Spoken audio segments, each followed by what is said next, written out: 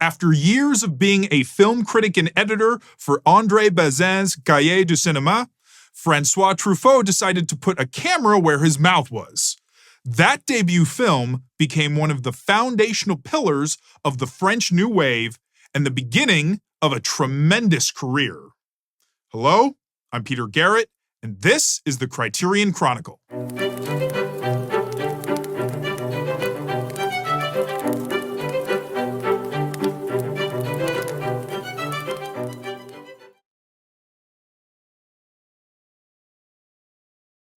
Welcome to the Criterion Chronicle. I'm your host, Peter Garrett. The Criterion Chronicle is the chronological journey through the Criterion Collection, starting from DVD Spine number 1.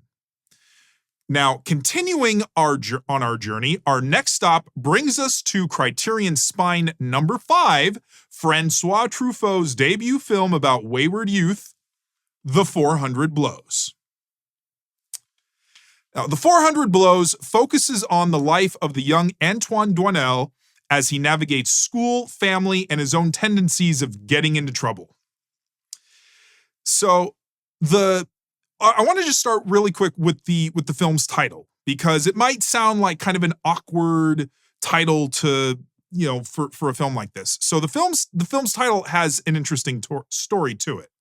The original French title is Le Quatre Coups, which I apologize if I didn't say that very well, but unfortunately I'm not very fluent in French, so I tried to say that as best as I can. But the original title actually is an idiom that means to raise hell. So, and at the time the film was brought to the United States, a decision was made to simply have the English title be just a direct translation of the French title, without the context of its true meaning. So it just became The 400 Blows. And there was actually a debate at the time, which, what does The 400 Blows mean? Does that mean blows, like physical blows to the character? Does that mean the blows that the character does, is inflicting on others? So, but there was also a debate on whether the translation itself was done to not have the context of what it actually meant, was done knowingly or not. So I can't say since I don't know for sure what the motivation was. I'm not going to say exactly what happened with it. It just that's just what it is. And because that was actually something I always wondered for a long time, was why is this movie called The 400 Blows? What does that even mean? And I guess when you think of it from from a context of, a character raising hell and getting into trouble, then that makes a lot more sense. But because I didn't know the cultural context, that's what made the movie. That was kind of a now I know what this means. So a nice little aha moment for me when learning about the film eventually. So the 400 Blows is considered one of the most important French films ever made. Because it was one of the 3 films that is credited with starting the French New Wave movement. So, and those 3 French films came out in consecutive years. So the first was Claude Chabrol's Le Beau Serge in 1958. Then came The 400 Blows in 1959. And finally came Jean-Luc Godard's Breathless in 1960. And if you want to include, in 1961, there was Jacques Rivette's Paris Belongs to Us. So just, it really, but those first 3 films from Le Beau Serge to Breathless, those were considered the main kind of starting point. And the thing is, the French New Wave hit like a meteor in the film world, because it became one of the most influential cinema movements of all time.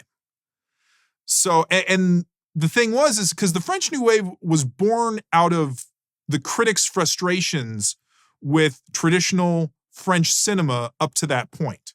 So all of the directors, as far as I know, like Truffaut, so started out as film critics for Cahiers du Cinéma. So, and it was there that all of this kind of started. So, and that's actually, it's one thing that I actually really admire about the French New Wave is the fact that these critics decided to actually make the kinds of films they wanted to see, instead of just sitting on the sidelines and seeing films and complaining about them and just thinking, this is not what we want to be there. We want to see different kinds of movies. And I really respect that. So there were 5 core members of the French New Wave, and those were Francois Truffaut, Jean-Luc Godard, Claude Chabrol, Jacques Rivette, and Eric Rohmer. And one of the most important things that the movement did, just for all of film, was the French New Wave is responsible for creating what's called the auteur theory. So I'm sure a lot of you out there know the word auteur. You've heard it before, in regards to film and directors typically. So and we hear the word auteur today in connection to film, and again it's ubiquitous at this point. But it was the French New Wave where that idea originated from, and it's because people like Truffaut and Godard believed that the true author of the film was the director. They believe, because the thing is, they believed that traditional French cinema up to that point had been more shaped by the writers as opposed to the directors. So you still had great directors, that had made movies prior to that, but the films that were usually adaptations of established works, or so novels or plays or fairy tales, and again, so the directors were more just kind of bringing a vision to a written work that already existed, whereas the French New Wave directors wanted the films to be purely from the directors. So, and the French New Wave had a few core creative tenets that shaped its identity and style. So the focus there was a focus on original personal storytelling over literary adaptations. So, and again, as I said, the classic French films, they were lavish in terms of their production value. They were shot on these big grand sets. So films like this were René Clair's Le Million. There was Raymond Bernard's adaptation of Les Miserables, which has been adapted many, many times. There was Marcel Carné's Port of Shadows, and there was Jean Cocteau's Beauty and the Beast and Orpheus. So, and all of those were, and I'm not saying that those aren't great movies and that those aren't beautiful films. It's just that they were different types of movies. So, and that was something that the New Wave wanted to get away from. So, and then another thing that was endemic to the French New Wave was, was shooting in real locations instead of in studios or on sound stages, as well as, much of the time utilizing natural light sources.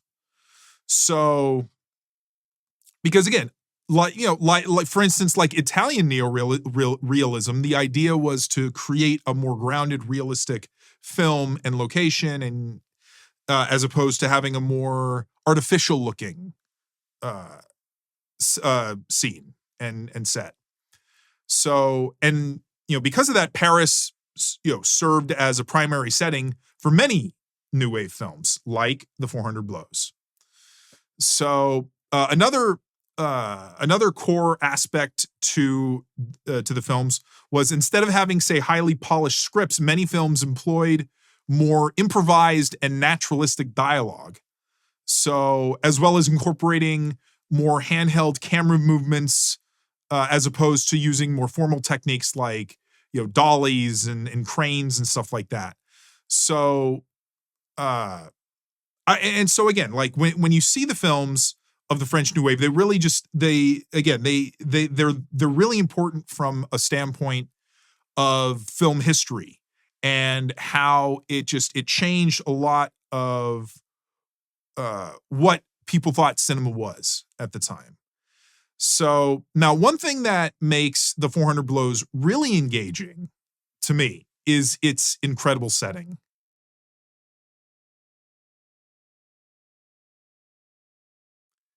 Now, as I said in the introduction, one of the core elements of the new wave film was shooting on location. So the 400 Blows takes place in Paris, and Truffaut shot the film 100% on location. So now the film isn't 100% in Paris because there's the final part of the film is not in Paris, but that section was still shot on location. So from the beginning, from the opening credits, it sets the visual tone of the film by basically featuring what feels like a tour through the city. So it's obviously, we can tell it's from a cat, like a car that's driving the streets, and it's funny because the opening credits almost as well as the film itself almost serves as like a travel brochure for the city. So in the opening credits, it features the Eiffel Tower very prominently, and there's a very deliberate reason for that, which is Francois Truffaut was obsessed with the Eiffel Tower. Apparently, he had multiple figures and statues of the Eiffel Tower where he lived. So the sequence was actually taken from a deleted scene in the film, where the main character Antoine and his friend Rene were going to the Eiffel Tower, but the scene was ultimately cut eventually, and some of the footage was repurposed for the opening credits. So, and because Truffaut was one of those filmmakers, like say Woody Allen with New York, or Sidney Lumet with New York, Truffaut Truffaut shot many of his films in Paris. So other films of his that he shot in Paris, whether it was partially or fully, were Shoot the Piano Player, Jules and Jim, and The Soft Skin. So, and again, I think that because Truffaut grew up in Paris, it creates a deeper significance to the location.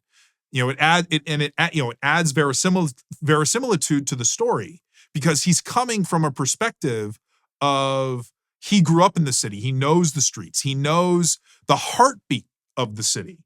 And I think that that's one of the most, I want to say, indelible parts to the film, is the fact that he understands its rhythms.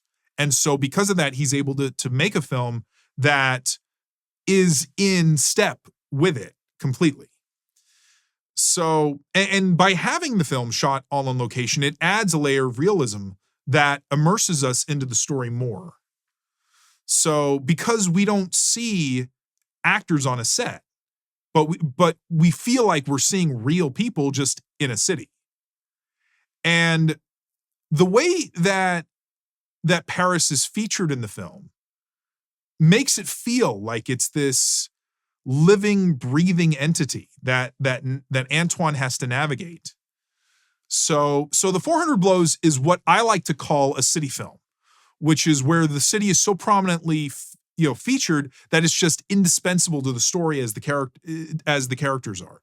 So in my previous episode on Amarcord, I talked about how the location of Borgo San Giuliano felt like a character, but compared to the 400 Blows, it was a lot more abstract. But it was in a much more abstract way, because it just represented more of an idea of where the story took place, as opposed to being a real place.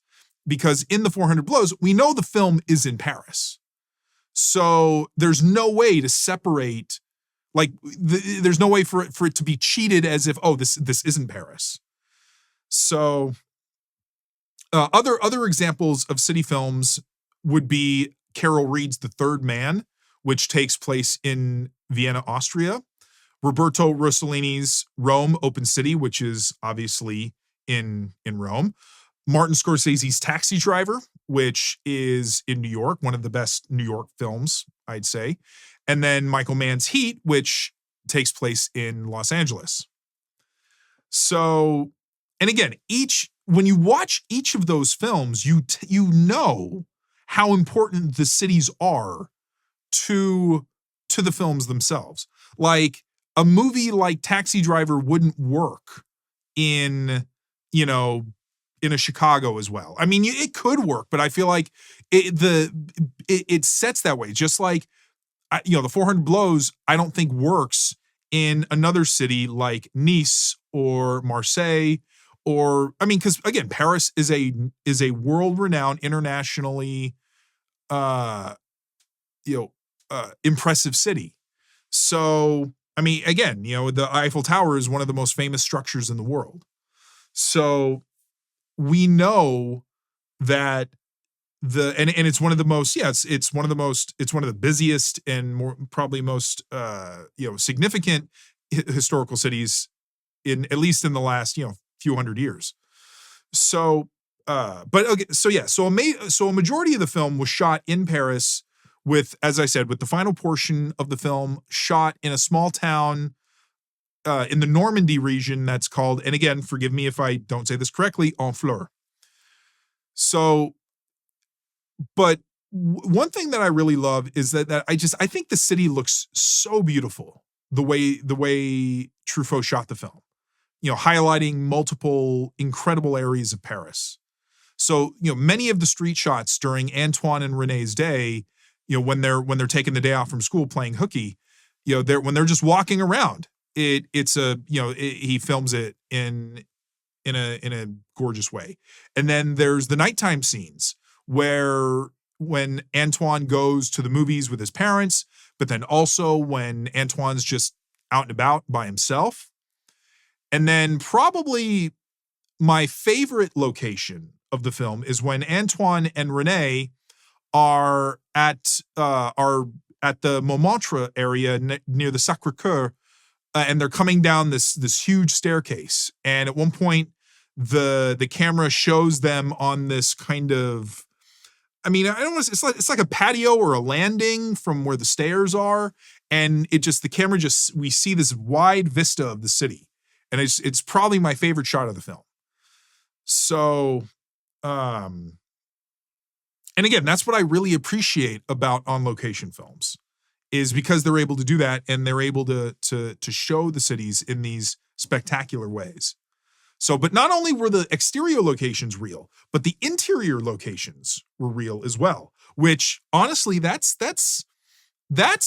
more uncommon in film, because typically films will use real exterior locations, but then build the interior sets on sound stages. Because obviously, if you build the set, you can control it more. You can control the lighting. You can control where, that you can move the walls around and you can have more space. But in the context of this film, every location that was used was a real location. So for instance, the school Antoine goes to was an actual school. So it wasn't an elementary school, though. I think it was I think it was an art school at the time. And then the apartment that Antoine lives in was a real apartment. And what makes that location so important, just from a filmmaking standpoint, was because the apartment is a small apartment. So, it's so small that Antoine's character is literally sleeping in the entryway on a like a cot where the front door is.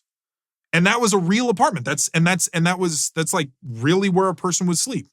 And we wouldn't feel, if it wasn't a real place, we wouldn't feel that crampedness, that closed in kind of claustrophobic sense that he has in this apartment.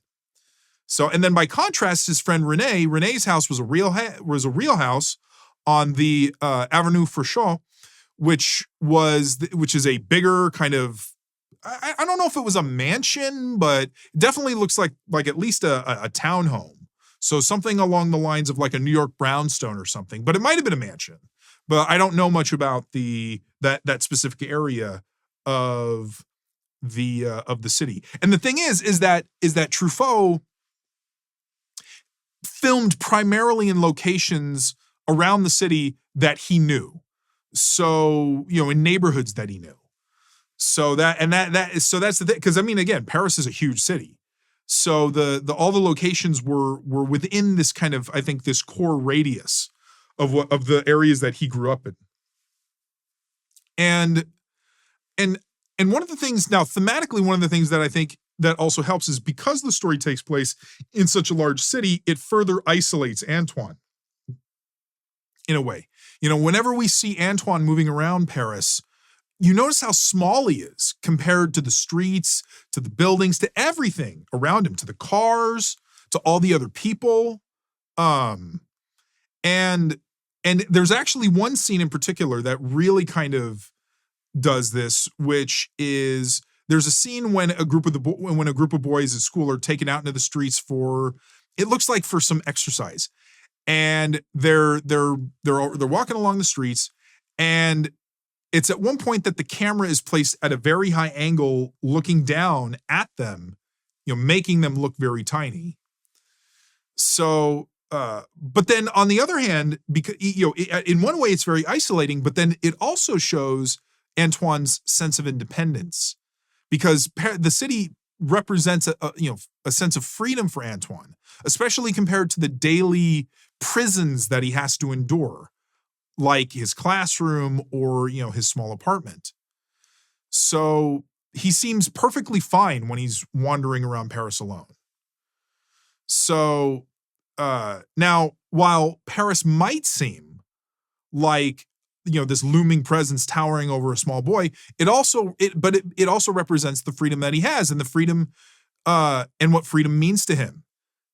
So, because he gets to do what he wants. He doesn't have to listen to anybody. He doesn't have to deal with anybody talking down to him or yelling at him or just always feeling like he's doing something wrong. It's almost like his escape in a way from everyday life.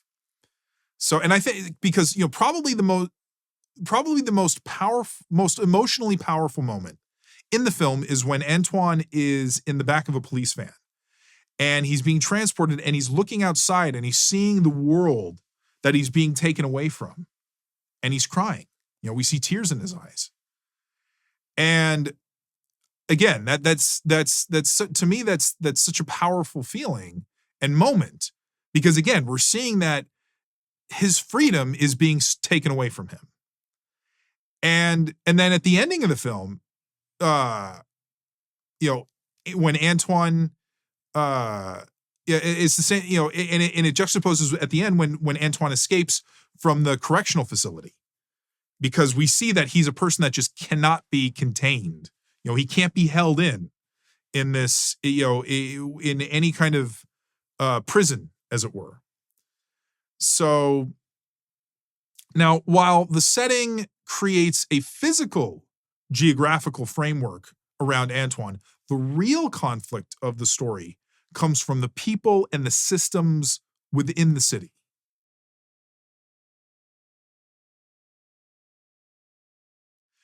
So the recurring theme of the film is Antoine just can't seem to do anything right, in a way.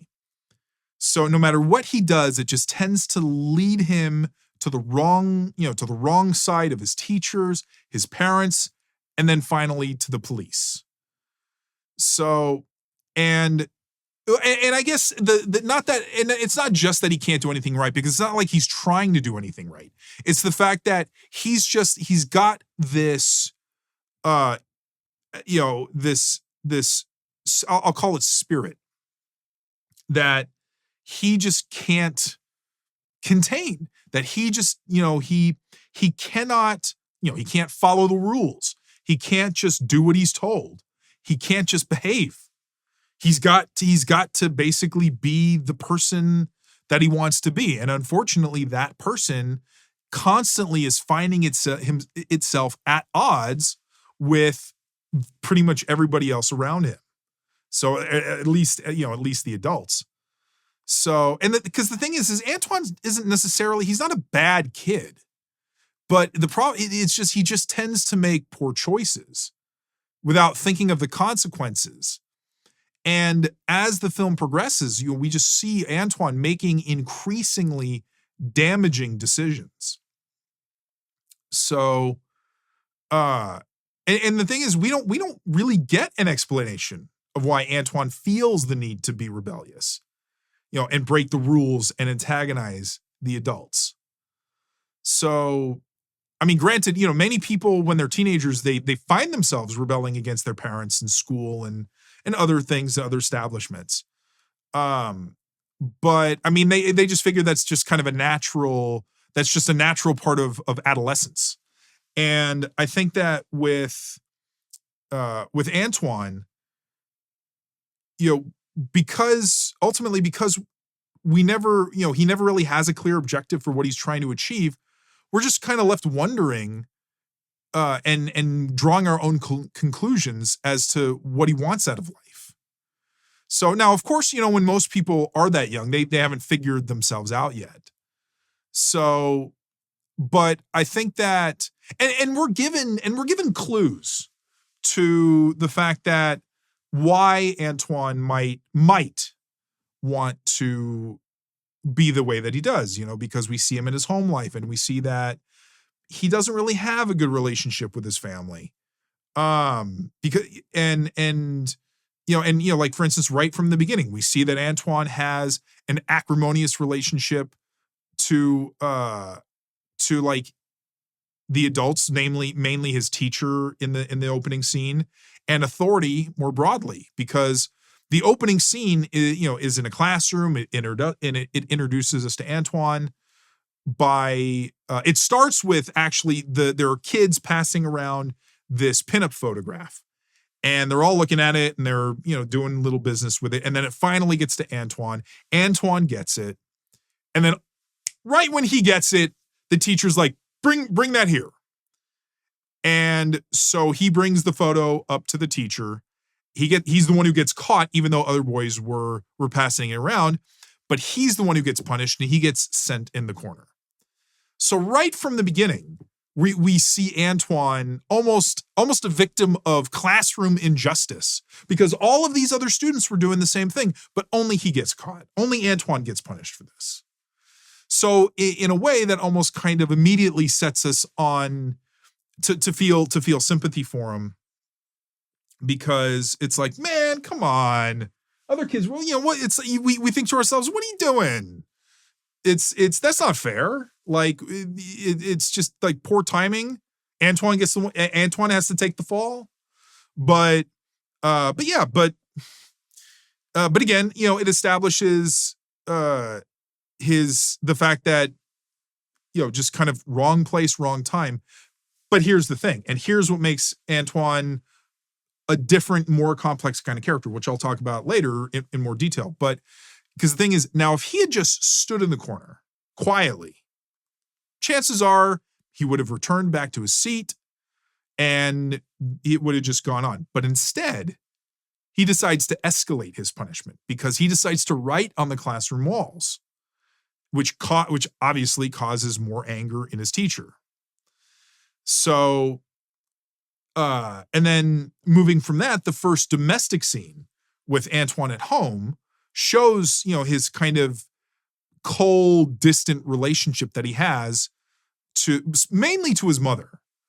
So, because his mom gets home and, there's no affection, there's no hug, there's no kiss, there's no, oh, how was your day? How was school? She comes home, she immediately gets in and she just starts laying into him because he forgot to pick up some flour from the store. So we, and so like right from the beginning, we see his mom just start criticizing him and being upset with him. And it's like, no, there's nothing else there. And you think to yourself, man, this, that seems to go from like one hostile situation to another hostile situation, and one's your home. I mean, come on, that's gotta be, that definitely kind of sets the tone that Antoine just needs the city, needs to be able to escape to find some semblance of sanity probably for himself so that he's not always around this. So, but the thing is and this is one thing that I think the film makes you think about, because there's this constant debate just in life in general regarding if people are a product of their environment or if their behavior is determined by just inherent characteristics, so their genetics or something else. The classic nature versus nurture debate. And I've always figured that I'd say it's a mixture of both. I feel like it's not just one or the other, because as we go through the film, we see Antoine reacting to these antagonistic forces, the derision he gets from his parents, and as well as as well as from his teachers. So, and we see how he tries to channel those impulses, but unfortunately he does it in ways that it hurts him instead of helping him. So, and there are multiple specific instances of when in the film when Antoine does something that ends up actually being much more detrimental to himself than if he had just, obeyed the rules or tried to be more constructive with his actions, or just tried to, again, be more respectful in general. So, and those will include while he was stuck in the classroom as the punishment for the pinup photo, and he decided to write on the walls. What he does is he decides what he writes is basically this kind of message, as it were, expressing his feeling of being tormented and a victim of injustice. The fact that he was the one who was caught and nobody else was punished for it. So, and then another instance is when Antoine takes a day off from school with Renee, and then the next day he's confronted by his teacher for missing school. Antoine tries to cover himself, but he does it by saying that his mom died, which, gives him this temporary reprieve, but, very quickly the claim is refuted, and proven to be false, which leads to excessively more problems for him. And I mean, come on, think about it. You make the excuse that your mom died. That's such a escalated excuse, and you think to yourself, okay, well, yeah, I can only say this once. I can't do this. I can't use that excuse again. So that's another example of Antoine just not really thinking about what he does. I mean, when the teacher asked him, "Where were you?" and he could have just said, "I don't know." He could have just done the kid thing and just evaded and just been like, I just wasn't here. And, what would the teacher have done at that point? The teacher would have just been like, okay, fine, go back in line. But no, he had to say, my mom died. Which you're just thinking to yourself, oh man, really? So, and the problem is that, instead of Antoine trying to talk to his family about what's going on with him, another decision he makes is he decides to run away from home. So, first he does it first he tries to stay by himself, where he ends up spending the night in this like a printing factory, or I don't think it's a newspaper factory, but it's like a printing factory. And then later he ends up staying with his friend Renee for a little bit. But then finally his biggest mistake comes when, in what I think, which is arguably probably the most consequential sequence in the film, is when he steals a typewriter and attempts to sell it. So, and now granted, that whole sequence when he takes the typewriter, when they try to find and him and Renee try to find a guy helps to basically fence it for them because, they're kids. Who's going to buy it from them? And then so the guy goes to try to sell it, but then he can't sell it, but then he tries to take it with him. And as like collateral, basically is like, well, I helped you, so I didn't get any money, so I'm going to keep this. And they're like, no. If that's ours, give it back. But and then ultimately it's that crime that leads to him, to his getting essentially arrested and then dealing with the police. So, but the thing is, the film doesn't take, one side or the other of that kind of nature or nurture debate. So it doesn't show purely that Antoine's just predisposed to this or that his environment is what's causing this. Yes, the antagonistic nature of the adults gives Antoine a legitimate reason to act out, but then he makes his own terrible decisions that were avoidable. So Antoine chooses to do whatever he wants, usually without any thought to how this is going to benefit him. So, and I think there's only one scene in the entire film that really tries to give insight into Antoine's psyche. And that's towards the end when he is at the correctional facility and he's being interviewed by a psychologist, just kind of as a, again, just trying to evaluate him.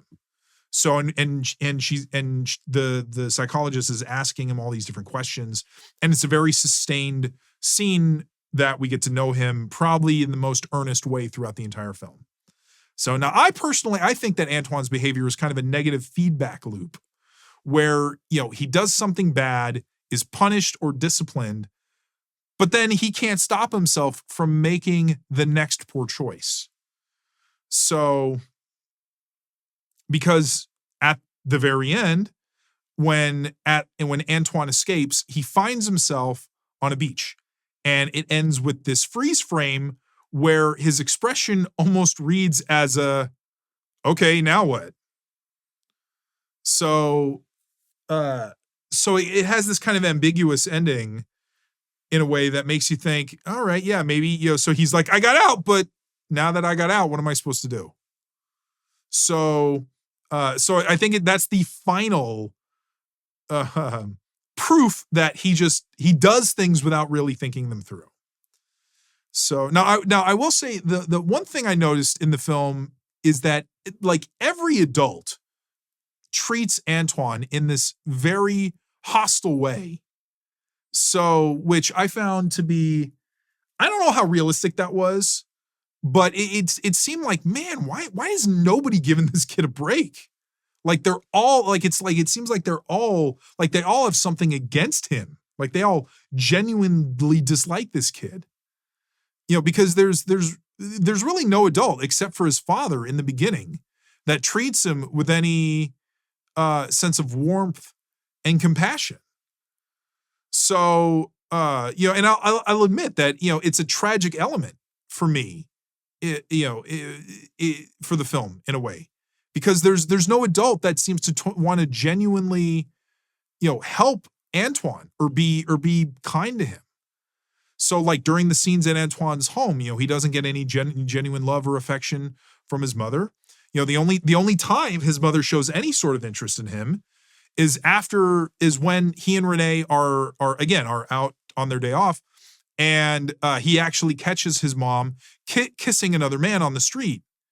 So and then as a result, she tries to be nice with him so that he won't tell his father. So really the only time she acts kindly to Antoine is in a form of self-interest and preservation. So, and then obviously, multiple instances with the teacher where the teacher is very, does not like him, or at least doesn't like the way he acts. Even the guy, and the thing that actually, so the guy who the scene when he takes the typewriter and then he brings it back, and that's when he's caught. He's caught bringing the typewriter back to the office that he stole it from, not when he stole it. And the guard, like the night, or I want to say that, the guard or whoever it is that catches him, the guy is so again, the guy is just so on him and so aggressive towards him. You're just thinking to yourself, dude, this is a kid. Like he's dialing the phone. He's like, I'm going to tell your father about this, and I'm not going to get in trouble about this, and you're in for it now. And you're just almost like, man, like he was bringing it back. He was bringing this thing back. Why are you being so mad about it? He brought it. I mean, yeah, he took it, but he brought it back. So, and then when Antoine is at the police station, it's his father's idea. It's his father's idea to send him away to the facility. Claiming that he's tried everything else to help Antoine. And, and the same thing, the police officer doesn't show any sort of sympathy or concern, as if, well, maybe, try something else. It's more just like, well, kids today, they got to learn.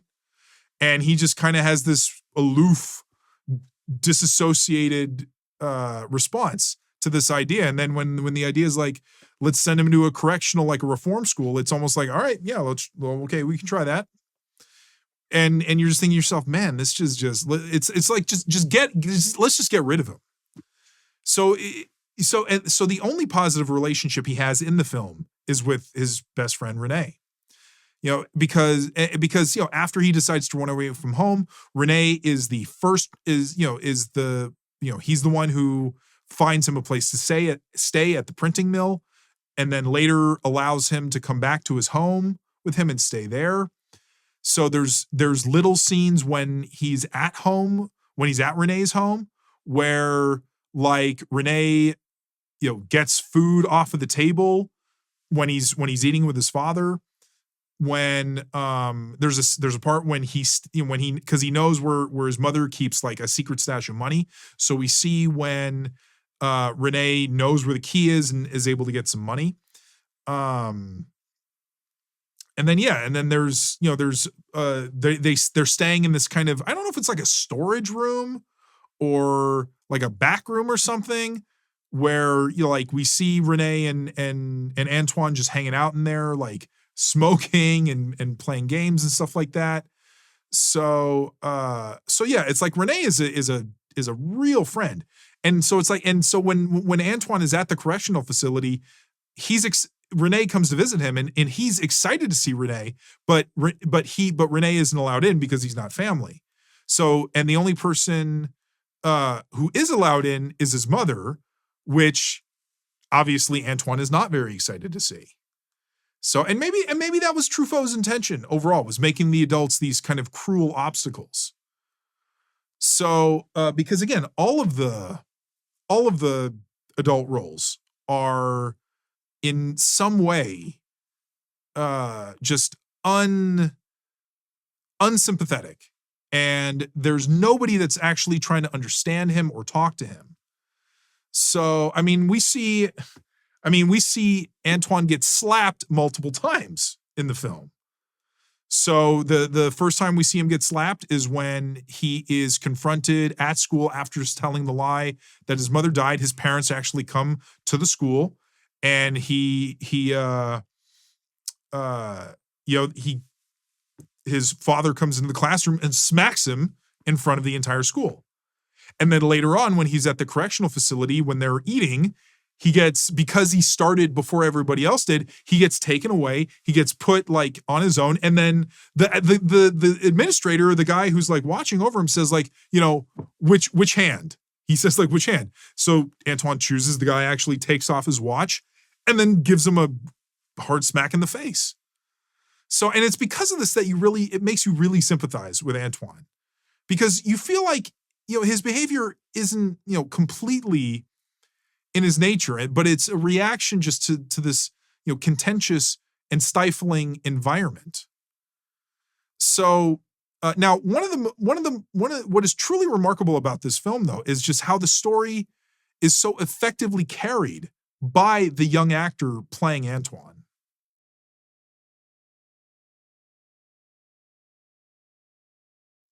Now, not only was The 400 Blows the debut film for its director, but it was also the lead actor's first significant film as well, Jean-Pierre Léaud. Now, a year before, Léaud appeared in a small role in another film, but most people consider The 400 Blows to be his true introductory performance. So, and it blows my mind that this was Jean-Pierre Léaud's first proper film role. Because I think it might be one of the greatest performances from a child actor, that I've ever seen. So, and then, Léaud would become one of the key actors associated with the French New Wave. He appeared in many of Truffaut's other films, but then he would also star in multiple films by Jean-Luc Godard, like Masculine Feminine, Made in USA, and La Chinoise. So, and I would say next to other French New Wave icons like Jean-Paul Belmondo, Jean Moreau, and Anna Karina, Jean-Pierre Léaud would be on the Mount Rushmore of French New Wave actors. And what I think makes Antoine Doinel such a unique and special character for the French New Wave is the fact that Truffaut actually made 5 total films about him, with each one chronicling a specific moment in his life. So the first one, The 400 Blows, is about childhood. The second film, which is called Antoine and Colette, is actually a short film, and it's about 30 minutes long, and it's about it takes place when he's a teenager, so he's, I think, maybe like 16, 17 in the film, and it's about a teenage love. And then the third film is called Stolen Kisses, which is about his life after the army and trying to find work. And ultimately when he gets, meets the woman that he gets married to. And then the fourth film is called Bed and Board, which is basically about his married life. And then finally, the last film is called Love on the Run, which is about his life after his divorce and him approaching middle age. So, and it's the fact that due to having followed the character for over the span of 20 years, you could argue that Antoine Doinel is the most prominent character that emerged from the film movement. Because, there's no other, because sequels in general for, I think, the French New Wave just didn't happen. So, and that in and of itself makes the Doinel films kind of an anomaly, as it were, because, it's a 5-film saga. So, and French audiences and worldwide audiences got to see this character just literally grow up and see him at these different moments in his life. So, and again, it was done in real time because the films came out so 400 Blows came out in 59. Antoine and Colette came out in, I think it was 1962. And then Stolen Kisses came out in 68. Bed and Board came out in 70. And then I think Love on the Run came out in 79.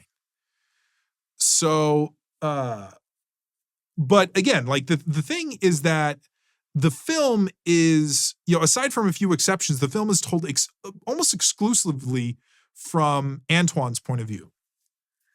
And I think it's because Truffaut insisted on his films having a strict first-person perspective. So, it's Antoine. We're always following him. There's only a couple moments where we're not. But what I think makes the 400 Blows so incredible, one of the things that I think it makes it so incredible and groundbreaking, is Léaud's performance, because the film presents Antoine in this very realistic way, avoiding more formal or, kind of cutesy child acting techniques. So, and Truffaut actually, he cast Léaud because of his natural personality and his charisma. And Léaud was given a lot of free rein in the film. So, oftentimes what would happen is the script wouldn't even have like actual lines for the scenes. It would just be kind of a generic scenario on the page, and then Truffaut would have Léaud basically just go and make the scene go from there. So almost like a Mike Leigh in a way, because Mike Leigh kind of did that with all of his movies.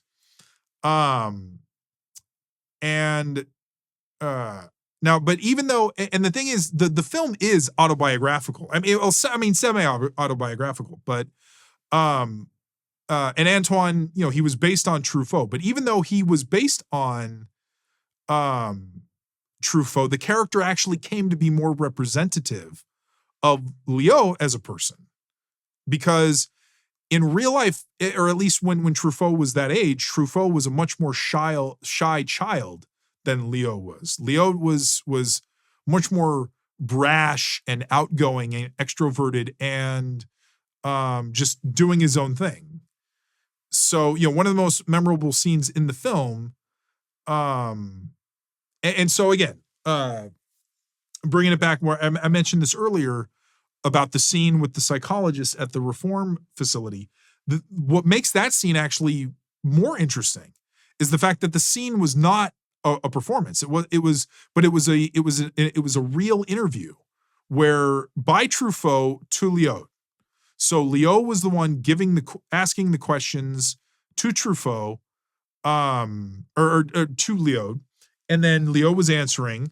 And then later on, when the film was being edited, Truffaut's voice was replaced by the woman's that was inserted in the film as the psychologist. So, but even though Antoine is a sympathetic character due to the fact that he gets mistreated often, Léaud just juxtaposed that by playing him kind of rather unsympathetically and not as a victim. Antoine just basically deals with the hardships of his life with this kind of just like, well, it is what it is. And it's this kind of aloof detachment where something bad happens to him and then he just moves on from it. During all of his scenes at school, Antoine feels kind of uninterested and detached from what's going on. So, I mean, the only time we see Antoine having any kind of fun is on when he and Renee are taking the day off, and at one point they go to this carnival or fair, and they get on a ride, or Antoine gets on a ride. It's a spinning ride, like I think it's called a rotor. The actual ride is called a rotor, and we see him spinning, and we see him, just laughing and smiling, and he's in all the he's in all these positions, turning himself upside down and just having a blast. And again, it's the only time we really see him having fun. So any other time he's just his face is very it's very serious, or again as I said, detached. So and then there's a single moment in the film when we see Antoine develop an active interest in something that's school related, which is in his interest in the writer Balzac. So he gets, like, we see him get kind of inspired by Balzac when he's reading him, and then but unfortunately that interest kind of ends quickly, because at one point he kind of builds this small shrine to Balzac where he kind of has, it's almost like a shoebox or just a box filled with pictures and stuff, and he puts a candle in there. But then shortly after, when he's having dinner with his parents, and his dad's like, "Is something burning?" And we see Antoine just jump out of his seat and run out of the room, and we see that his shrine had caught on fire. So and it's like, again, and that's another one of those kind of unfortunate things. It's not like he meant for the thing to catch fire. It just happened, and he had to put it out. And it's just one of those kind of, again, unfortunate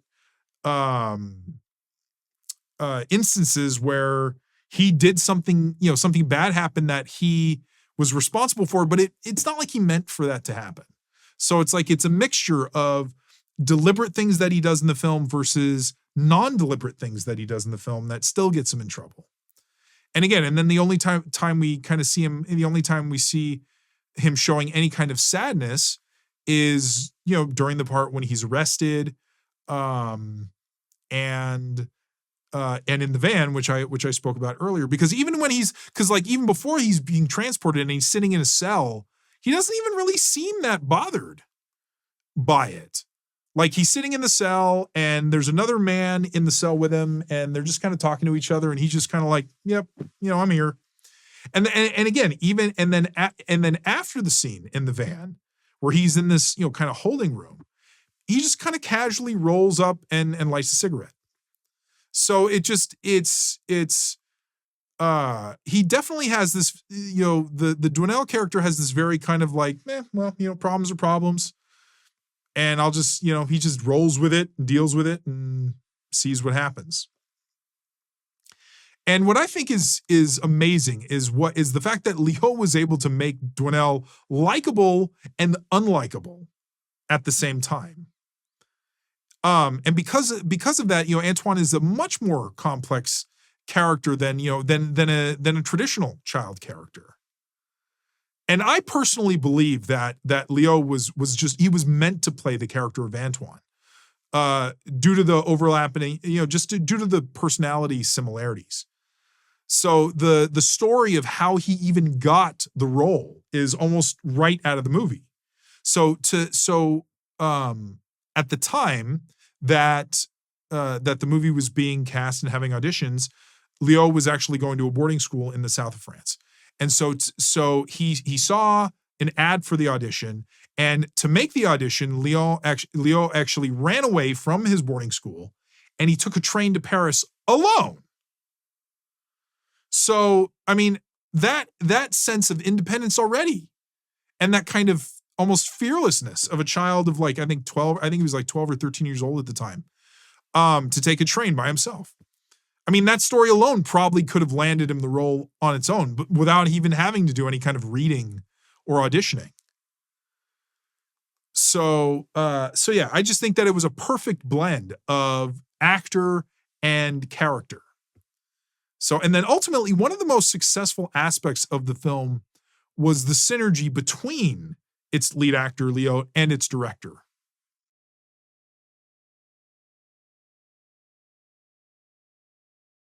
So it's difficult to imagine a better debut film for a director than The 400 Blows.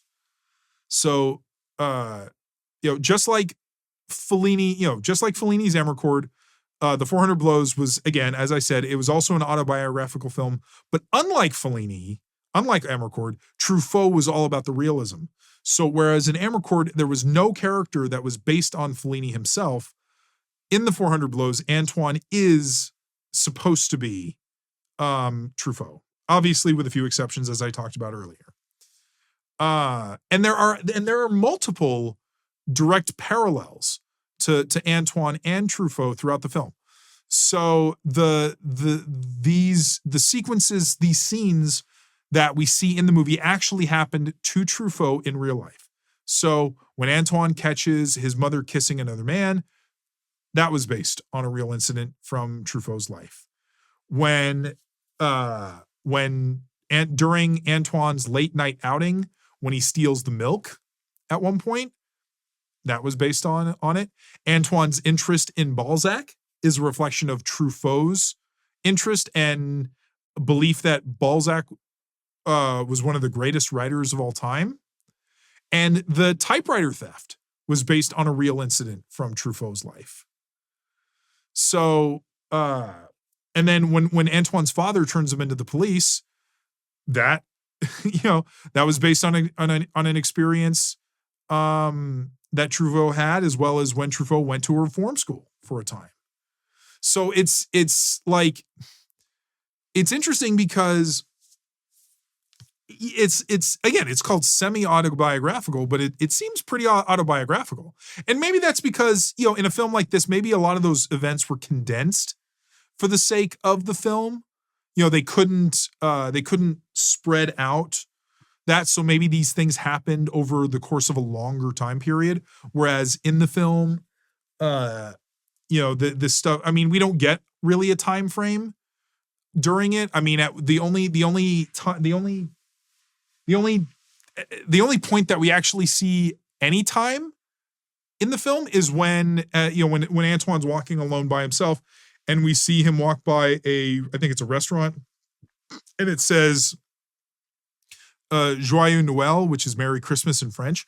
So, but there's nothing Christmassy in the film. So, except for that. But what I thought was really cool was, so the assistant director of the film was a man named Robert Leschenay. And Leschenay was actually the real life best friend to Truffaut. So he was René. So the René character was based on him. And so I thought that was really cool, because that showed that it almost kind of gave a coda in a way to that relationship that we see in the film, because we see René we see Antoine and René together for a good majority of the time. And to know that even throughout his life, even later on in his life, that Truffaut's René, essentially, that, Robert, was still with him and was there and supported him and was and had his back. So that was something that I found very kind of endearing when I learned about that. So now, one thing that is different, though, one thing that's different about the film compared to Truffaut's real life is the time period of the film. So again, unlike in Amarcord, the time period that Fellini chose to represent was the actual time that he was that age in the 1930s. Whereas in The 400 Blows, Truffaut chose to set the film in its present day of the late 50s instead of in, I want to say it was the mid 40s when it could have been when he was Antoine's age. But the reason he did this was very deliberate, and I think it was probably for the best, because when Truffaut was Antoine's age, it was during World War II, and it was during the Nazi occupation of France. So, and that would have made it a completely different film. So, I mean, because to have you can't tell, you wouldn't be able to tell a story about kids in Nazi occupied Paris and try to play it off like that has no relevance to what's going on, because I'm sure that had incredible relevance to his upbringing. Or maybe it didn't. Maybe he didn't have to worry. Maybe he didn't see like Nazi patrols or Nazi officers walking around the streets when he was a child. But still, had he done it like time frame appropriate when he was that age, then again it would have made the story a little different.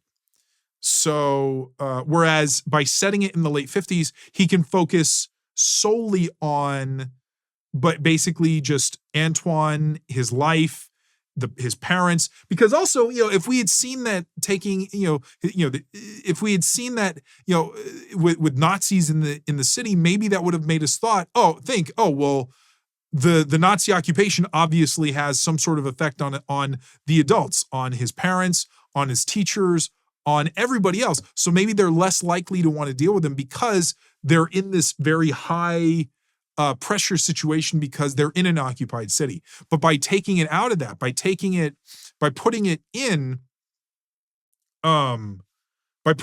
outside of that time frame and putting it in a non-war time, then it really shines a light on those dynamics between the adults and between Antoine. And it really highlights that Antoine's behavior is just influenced primarily either by his own actions or by the surroundings, and not by these extreme circumstances of a world war happening at the same time. So and one of the things that I think is funny and is that there's a point when Truffaut and Antoine actually share a scene together, and that is when Antoine's at the carnival and he's on the ride. There are a few other people that are on the ride with him. There's a couple other adults, and one of the adults in the ride with him is Truffaut. So that's a nice little small moment. And the director so that director cameo was actually an homage to Alfred Hitchcock, because Truffaut greatly respected and admired Hitchcock. So he kind of took a cue, because again, Hitchcock would almost always have himself in his own movies in very small moments. And Truffaut decided in this one to kind of do that as well. So now, and I mentioned earlier how many of the stylistic and creative choices for French New Wave films were often in opposition to traditional French cinema. So a few ways that Truffaut exemplified this was Truffaut used mainly unknown actors in the movie. So a few exceptions are Antoine's teacher, and and then another example is during the scene when Antoine is walking around in the city at night, there's a cameo by two other prominent French New Wave actors that make uncredited cameos, which are Jean Moreau and Jean-Claude Brialy. So Jean Moreau's character comes out and she's basically looking for her dog, and she asks initially, I think she asks Antoine to help her look, but then quickly Jean-Claude Brialy basically is like, "Oh, no, I'll help you, kid, you go away. This doesn't involve you." So so that's a fun thing. And then the actress who played Antoine's mom she wasn't like really well known, I think, in film, but she was more well known in television at the time. So, but other than that, like I think all the kids were regular, weren't actors, and some of the other roles. And again, I also mentioned earlier that that the script, that there was no real, like, at least there wasn't a full script, and that some of the scenes were just basically more improvised scenarios. So another thing that Truffaut did was employ longer takes and fewer cuts throughout the scene, or throughout scenes. So in the beginning scene, there's a shot in the classroom that lasts about 1 minute. When Antoine is at home, there are multiple extended takes. So, for instance, when he's kind of lighting the fire in the furnace, and then a little later when he's setting the table, and then the scene when the students are out for exercise, and that shot that I told you about, that's from the top. It's just it's one continuous shot, which starts on one part of the street, and then it moves to other parts of the street. And as the shot moves, we see boys kind of breaking away from that group, which I think is kind of funny. Because it shows like these kids don't really want to be part of it, and the fact that the teacher's oblivious to it. He doesn't see that by the end of the scene, or by the end of the shot, there's only, I think, maybe like 4 or 5 boys behind him at that point. And then when the scene when Antoine is running away from the correctional facility is probably the most iconic shot of the film, and it's the longest unbroken shot of the film. So because he's just running for, I think it's around a minute and 20 seconds or something like that. And yeah, it's just continuous, and it's a shot that was basically handheld. I think it was in a car. So, and it just follows him. And it's a great shot. It's a great shot of him running, and just a lot of great movement. So, really well done. And then that shot is quickly followed by another long take of when Antoine actually gets to the beach. He comes down these stairs and he's running along the beach, which ends up feeling like it's a long way from the stairs to the actual water. And that shot basically starts with him coming down the stairs, running along the beach into the water, and then finally ends on that freeze frame on his face. So now, and while some of Truffaut's creative choices stemmed from a direct rejection of established methods, others were done pretty much out of pure necessity. Since he made the film independently, he had a much smaller budget that resulted in certain, in certain filmmaking choices and elements. So shooting in black and white was done because he couldn't afford color film. Using handheld cameras in tighter spaces and locations. And because much of the film was shot handheld and on location, all of the film's audio was dubbed in post-production. So they had no sound equipment while they were filming, which, made sense because sound equipment made the production a lot smaller. You could shoot, say, more guerrilla style around the city and on the streets without having to have a bunch of bulky, sound equipment. So, and this was very common in the Italian film industry at the time, but it was much rarer in France. So, and again, and they had, and shooting guerrilla style, which means that they shot without permits or permission. So now, I think there's a great debate on whether The 400 Blows is Truffaut's best film. So, I mean, the other two of his films that tend to be chosen as his best are either Jules and Jim or Day for Night. Now, ultimately, I think that comes down to personal taste. But I think that, again, I think it's based on your call. I'd say in the comments below, if you want to tell me what your favorite Truffaut film is, let me know. So, but now here's the thing. Truffaut didn't think the film was going to be that successful on its release. But the film was a huge critical and commercial success in France and around the world. And I think that the film is still Truffaut's most commercially successful film in France. So, Truffaut won Best Director at Cannes for it. He was nominated for an Academy Award for Best Screenplay. And the film was so popular internationally that it opened the door for more French New Wave films to be seen outside of France. I mean, really, I think the only downside, and I mean, if you want to call this a downside, the only downside were his parents were not really happy with the film's portrayal of them. So, which, is understandable because if it was accurate to how his parents actually were, it's not a very flattering portrayal of them.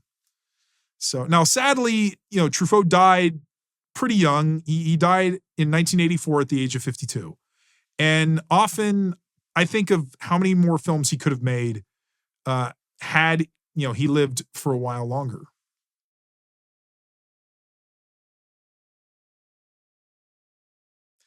Now, I think The 400 Blows is a fantastic film. And that's coming from somebody who I don't revere the French New Wave like a lot of other people do. So, I mean, I definitely respect the French New Wave and how it impacted cinema. But I do love many of the films and the filmmakers that Truffaut and, the other directors of his group railed against. So I don't have this mentality that those older films were not great. I think there is a place for both traditional French cinema of Renoir, Cocteau, and Claire, as well as for the New Wave auteurs. So, and I will say that out of all of the French New Wave directors, Truffaut is probably my favorite. I mean, I personally think his films are more enjoyable and accessible while watching them. I think Truffaut, he was less experimental and provocative with his films as opposed to other New Wave directors. Because that's because I think Truffaut actually cared more about having a strong story and characters that you wanted to follow, over his films being more abstract and focused on, maybe promoting a message or just, more, or again, more artistic, things that were more artistic. So Truffaut, I don't think Truffaut was a pretentious filmmaker. I don't think he was trying to be more complex or sophisticated, unnecessarily. So, he told human stories that were meant to connect to the audience. Now, I know a lot of people prefer Jean-Luc Godard, but granted, I tend to be a little more mixed on his films. So there are Godard films that I really like, and there are Godard films that I really don't care for that much.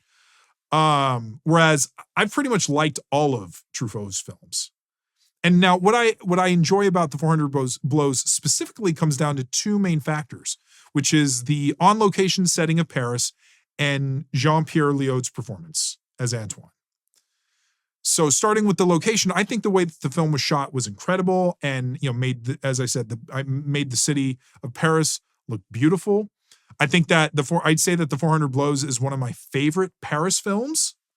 So, there's other films that you can make cases for. There's Matthew Kosovich's La Haine. There's Jean-Pierre Genet's Amélie, which is usually up there, very, very high. And then obviously many, many other French films themselves that took place in Paris. And even though the film was shot in black and white, there's a vibrancy to the imagery that I love. The cinematography is gorgeous.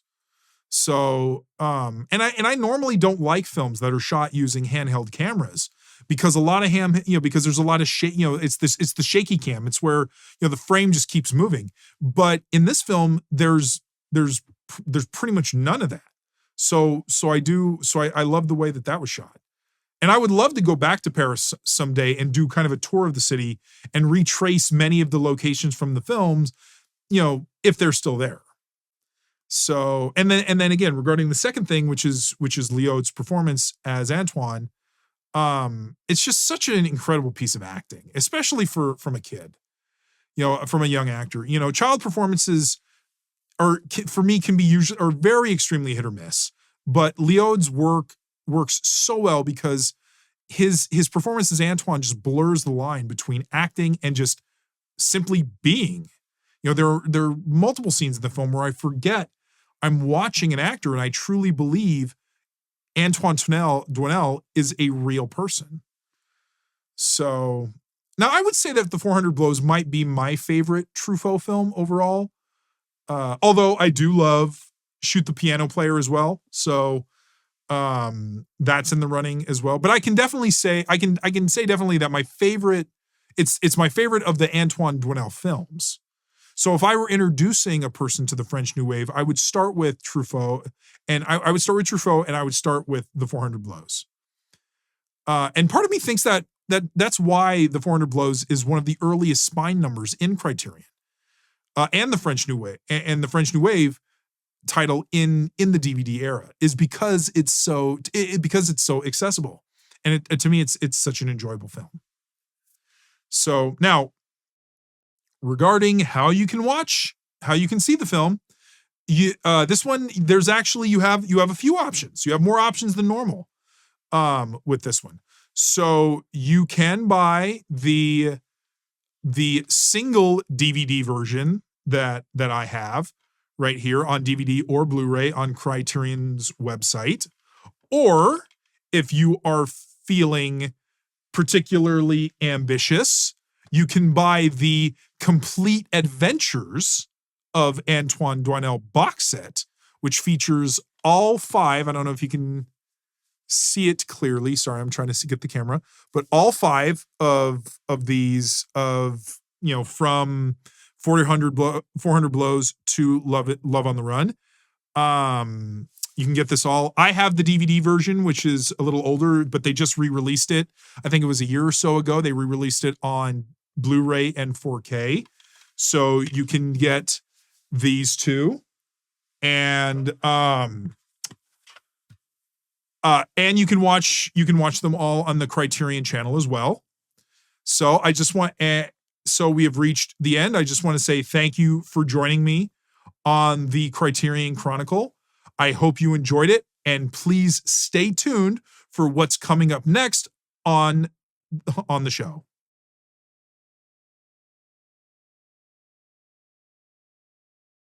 Up next on the Criterion Chronicle, we will be looking at Criterion Spine number 6, Jean Cocteau's fairy tale classic, Beauty and the Beast.